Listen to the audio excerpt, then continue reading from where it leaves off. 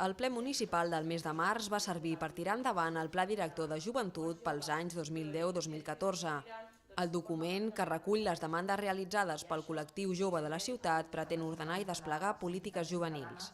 També en relació a la població més jove de la ciutat, es va aprovar amb els vots en contra de Convergència i l'abstenció del PP i del regidor no adscrit a cap partit, David Chacón, la modificació dels criteris i el barem per l'entrada a les escoles bressol municipals. Segons es va explicar, aquest canvi el que fa és situar en el mateix punt de sortida a les famílies monoparentals i a les nombroses.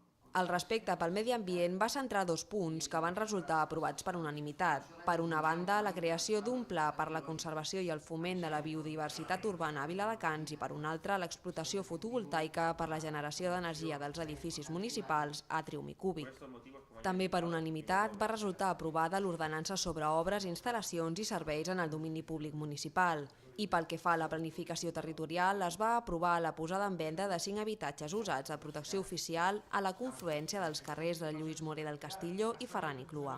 En aquest ple, el síndic municipal de Greuges va presentar la memòria de l'any 2009. Vicenç Mazón va apuntar que l'any passat es van realitzar 170 actuacions, 50 de les quals van ser queixes i la resta trobades d'assessorament o orientació.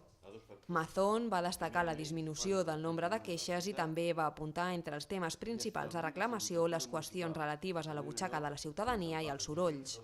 També va anunciar que el mes vinent la memòria es podrà consultar al web de la sindicatura.